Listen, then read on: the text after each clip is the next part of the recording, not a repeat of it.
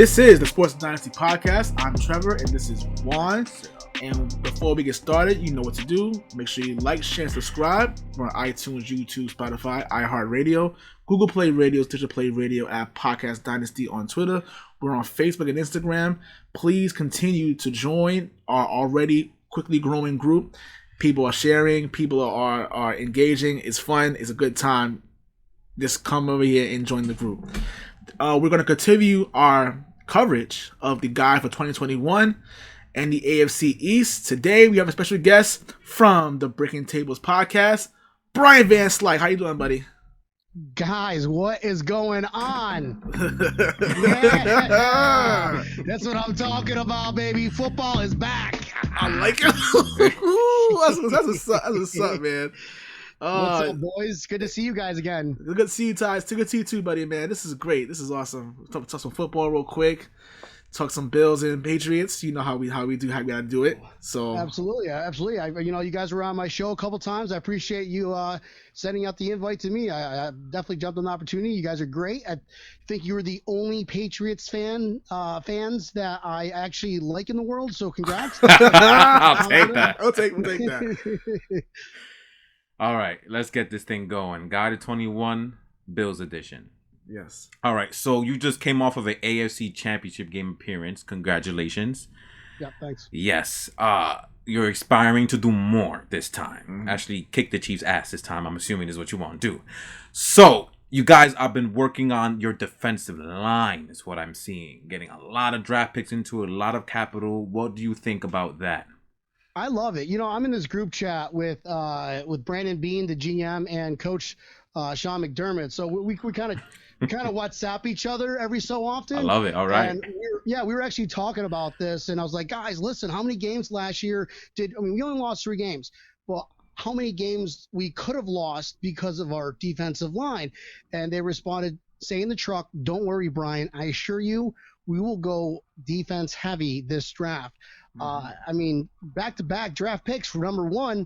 Number 30, we got Gregory Rousseau, who was a freshman year a fucking monster. Yes. I don't know if we're allowed to curse on your show. It's cool. Fucking A. So then we went back-to-back with Boogie Basham Jr., Carlos Basham Jr. in the second round. And, guys, it's looking good so far. We only had one preseason game, but it's good to see the positivity coming out of there.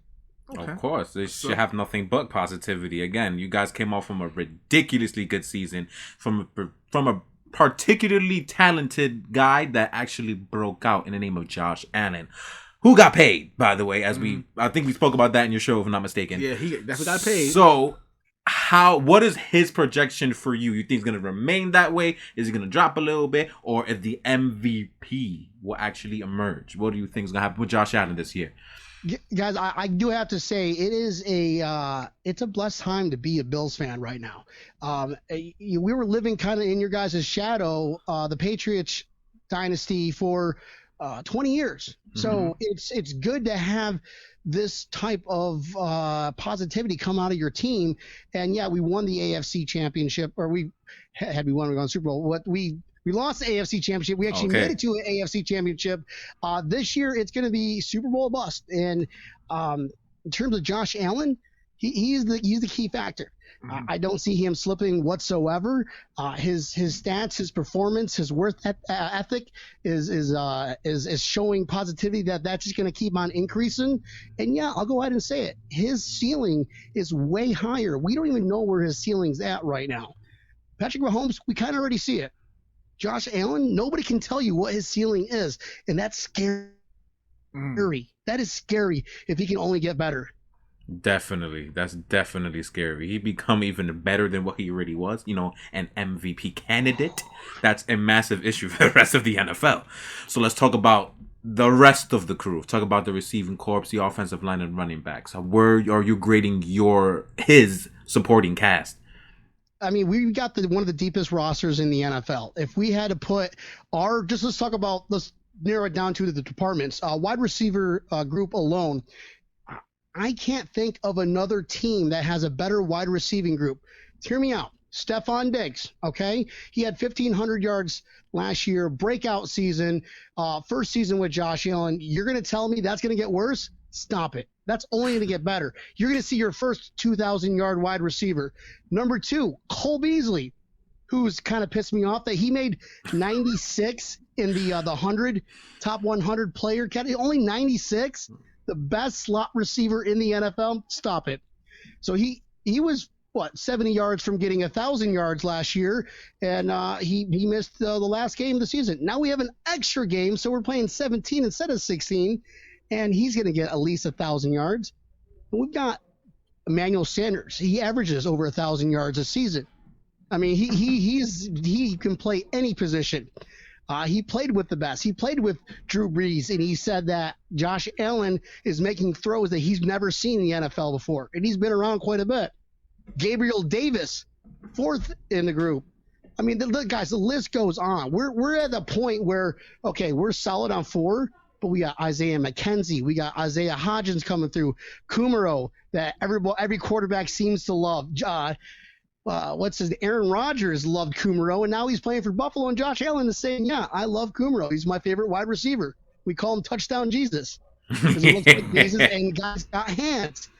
So it's the wide receiving group alone. I can't think. I don't know about you guys. Can you guys think of another team that has just a solid wide receiving group? I mean, you could start with the Chiefs, but that's the only name, 2 of them, though. Hell no. No. Chiefs not even close to y'all in that department.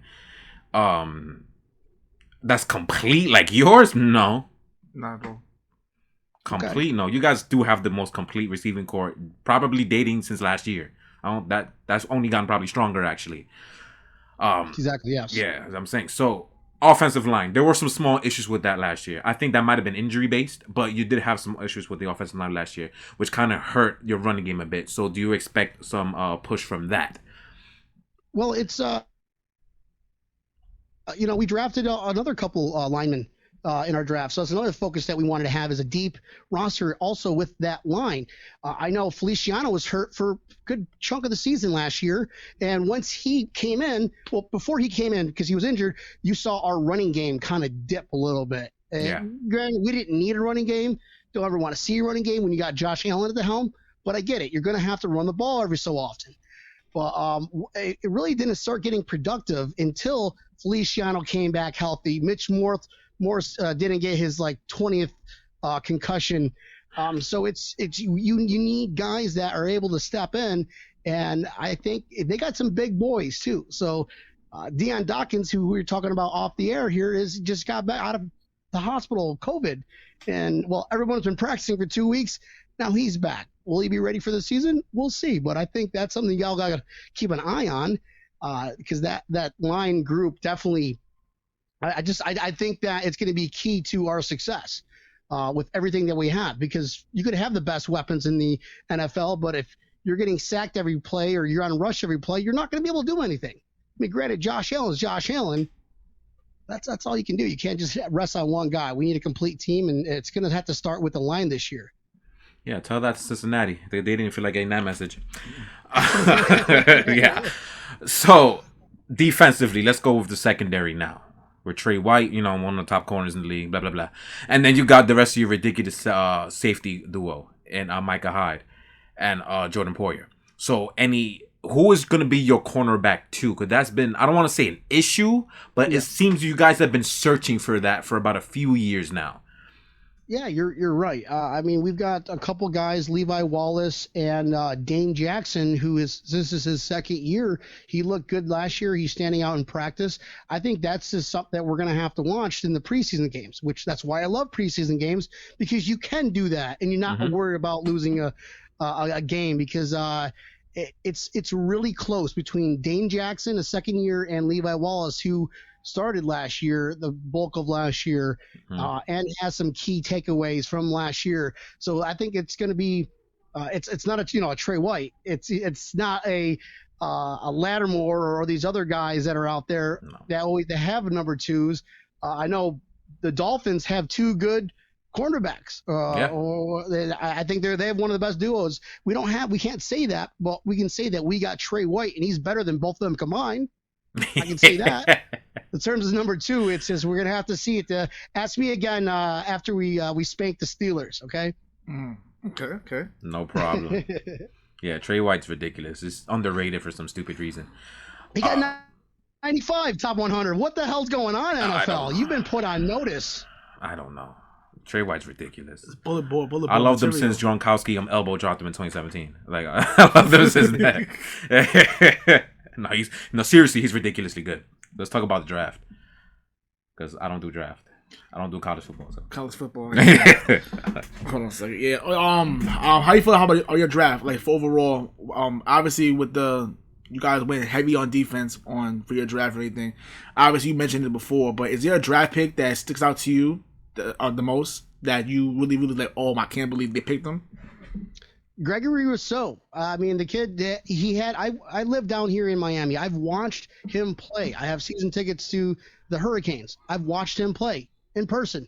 He's an absolute fucking monster. And to draft him at number 1 did kind of shock me because there were a couple other on the board too, but I get it. He had super high potential. Buffalo Bills love taking chances on the guys that they don't know where his ceiling is. And you got Bruce Smith. You've got these other guys that want to train Rousseau because they see the same exact potential in him to be one of the best defensive edges of all time. I mean, guy, he destroyed freshman year at 15.5 sacks. Freshman year, okay? Took off to COVID last year, and he's back in the first he played one series against Detroit Lions, who have one of the best lines in the NFL, and they drafted number 7 overall lineman that was up against Rousseau, and Rousseau was constantly just bullying him around quicker than him. Got his first sack, and I'm going, holy shit. Let's say he gets a sack a game. 17 sacks. Come on. That is ridiculous. 22.5 for Strahan, right? He has a record? Yep. So, I mean, guys. Dude. You are unnoticed. The rich get richer, right? The rich get richer. You also drafted 2 offensive tackles in your late rounds too, like especially being able to not only protect your superstar on quarterback Josh Allen, which is probably pretty much strengthening your offensive line. The offensive tackles that drafted, how you feel about those two guys too? Absolutely. I think they're, like we mentioned earlier, it's going to make or break the season with a good line or a shitty line. If we have a good line, we're winning the Super Bowl. We have a shitty line, we're gonna win the Super Bowl in overtime. Okay. But I think out of those two, Spencer Brown, he was the first lineman that was picked. I think he was number 4. I don't have any notes in front of me here, but Spencer Brown, and because Dion Dawkins have been out of practice due to COVID, guess who gets to step up and take those valuable reps? Yep. And all you can see is like he's probably the biggest guy on the field, and he's got a bigger helmet because the linemen were all wearing that padded, weird looking like bubble suit helmet thing. Yeah.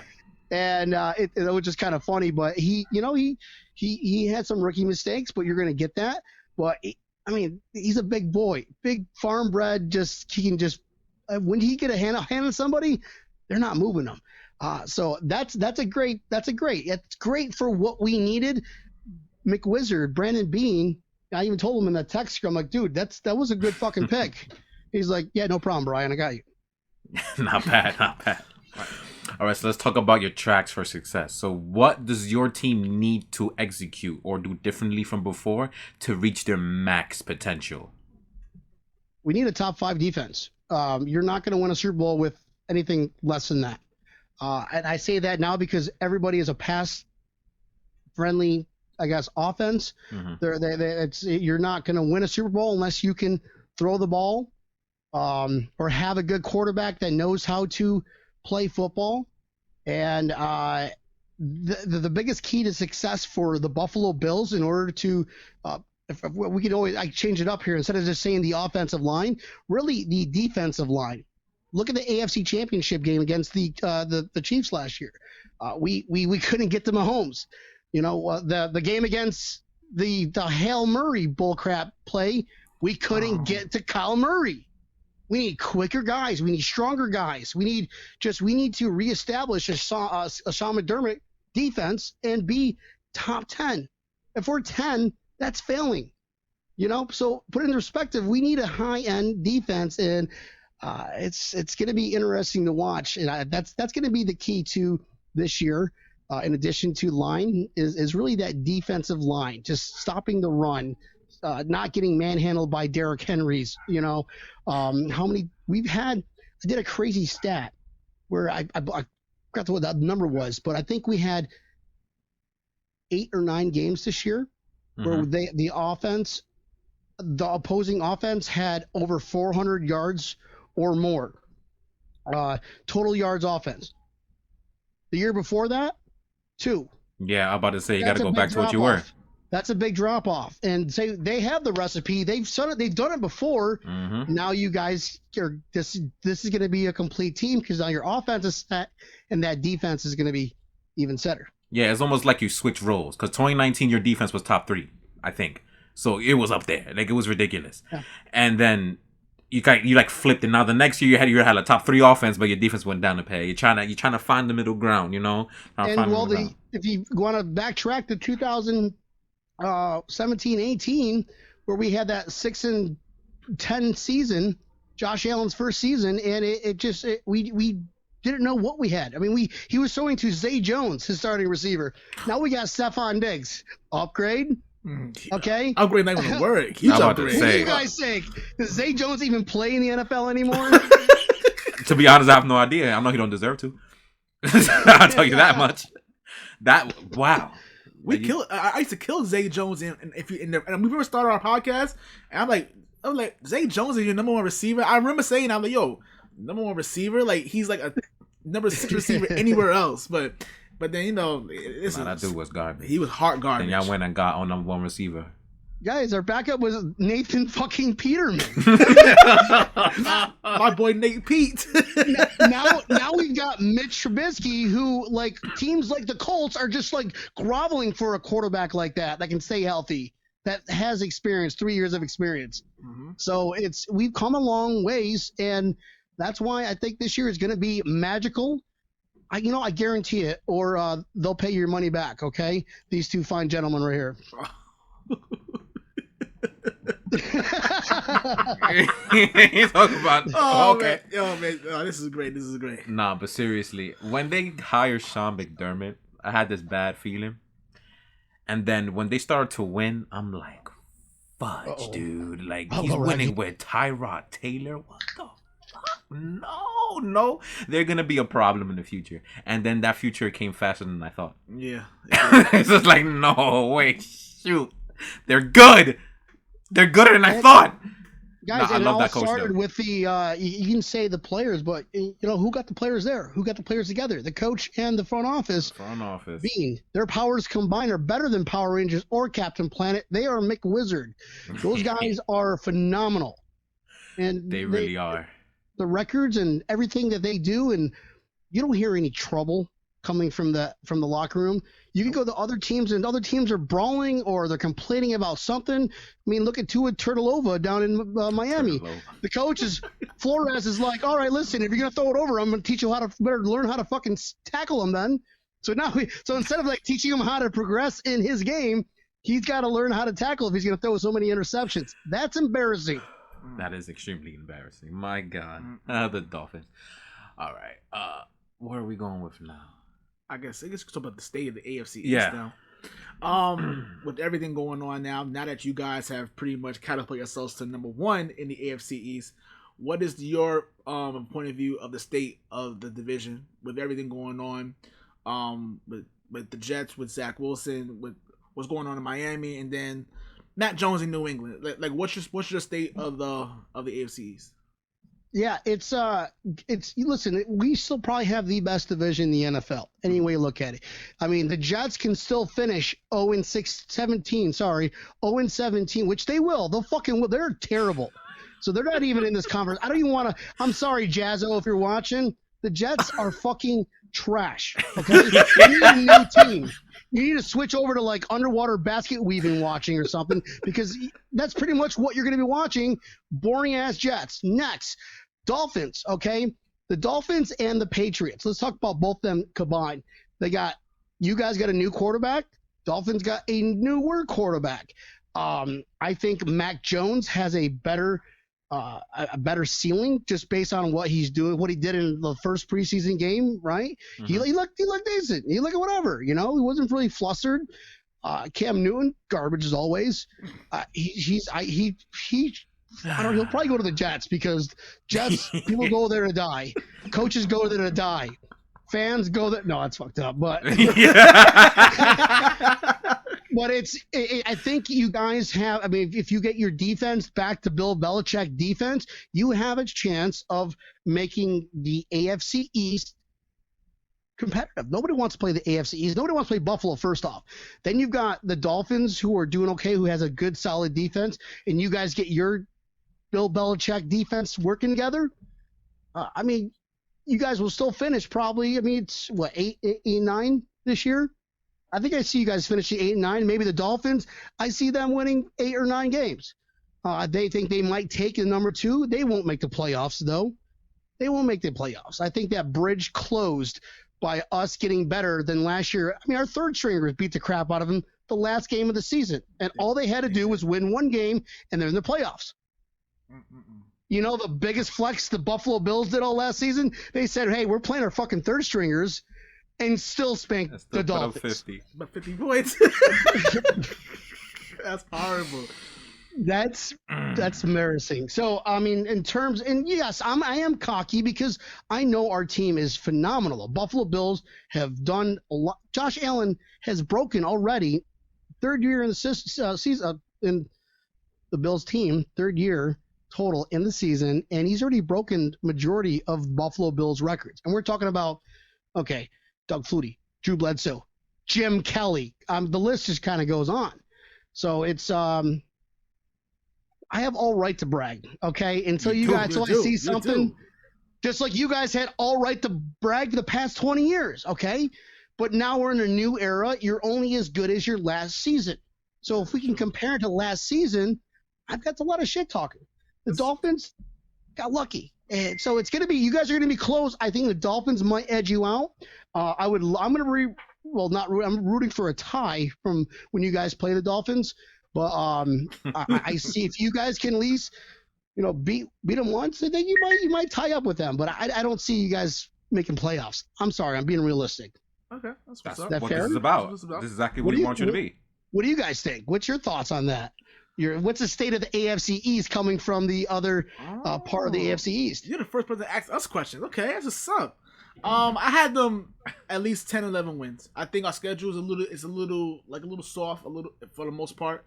I think that if you play the Bills twice, that's automatic 2 losses handicap. Oh, come on. Stop it. Now, as far as I think if we're able to stay healthy on the offensive line, stay healthy, to run the ball really well, I think for that alone, we're going to be a tough team to beat, especially if we're running the ball very well. Especially how we have our running back by committee with us as well. So including Cam Newton, he's part of that including committee. Cam Newton, and Because he can't throw. with also with 1 year of him learning the offense and understanding because we have the most complex playbook in the NFL. But that's not an excuse. He still sucks regardless. Listen, that ain't the point. The point is, I'm trying to say is that hopefully he's able to learn the offense, and we'll go from there. But I do believe if we're able to stay healthy on the offensive line will pretty much determine if the season will go to complete hell. If they're able to run the ball very well, then we should be fine. Is my house burning now? I'm over here checking my house, make sure it wasn't. No, that's me. Like I got 3 dogs out there. They're all having a party, having a barbecue in my house, smoking my cigars. Fuck you doing, dogs? God, my house burned out. Nah, it's cool. It's cool. They're cooking over there. They don't want to. Motherfucking. Wait, no, guys, this is the rap song. We got the. I was gonna get down with a get down, but you guys are lucky because I can't rap. Next time you have to get Don Brown on here. He'll bust out freestyle. Yeah, man. But other than that, this is totally happening. This is helping happen right now. Oh, thank you, Jesus Christ. I'll see if I edit this out. That is God saying you guys are not gonna get 10 or 11 wins. Stop it.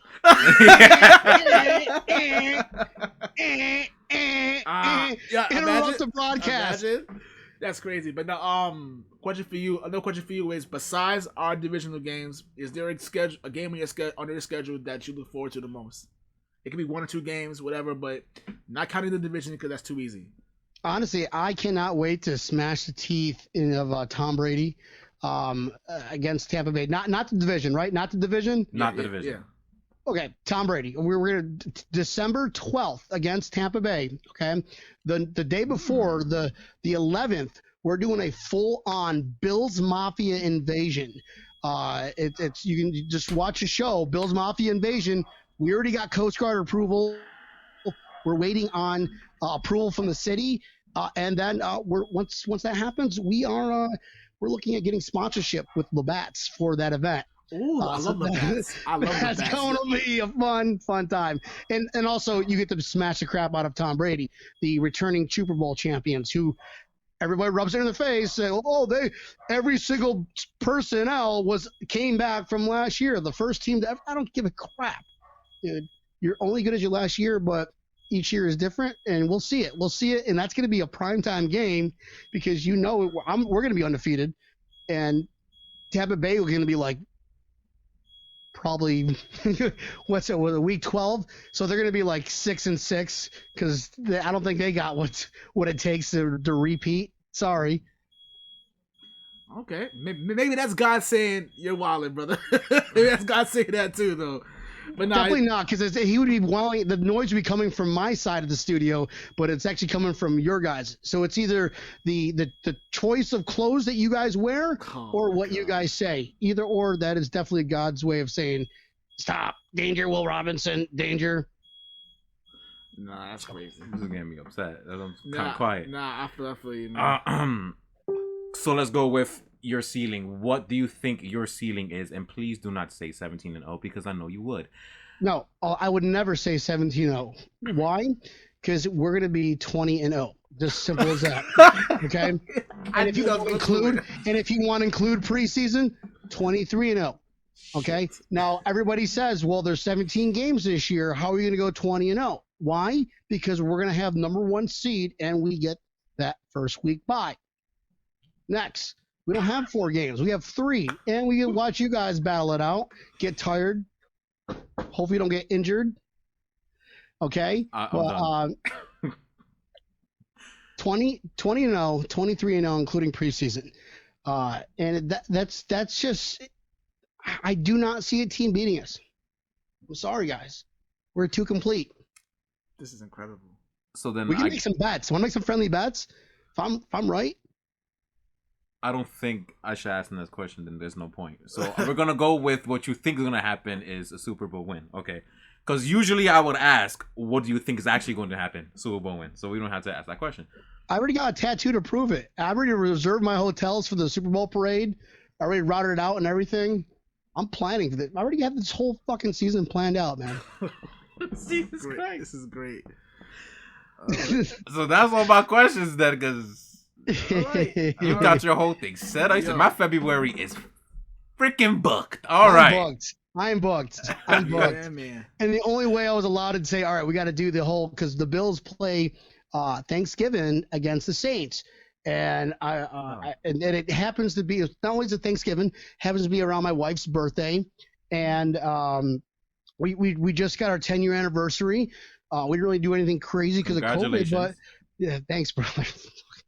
But I was just kind of like, hey, we should go get away. Let's have a all-in-one thing Thanksgiving. She's like, yeah, where do you want to go? Hey, you ever been to New Orleans? Oh, my God, I've always wanted to go. I go, hey, the Bills are playing there? Let's fucking go. She's like, I see what you did, but I'm ready. I'm down. Man. I'm going to learn from him. I'm gonna learn from him. That is literally something I would do with Marisol. She would be like, "Are you serious, bro? Like, are you serious?" Like, but other than that, Brian, thank you for your time with us. This was awesome. Yeah, guys. Make sure you guys check out the Breaking Tables podcast. They have a show on Mondays and Thursdays. You guys are awesome. We've been there a few times, man. So show some support to our boy. Awesome, man. This is great, man. I really appreciate it. That was a fun time, boys. Thank you for having me on, guys.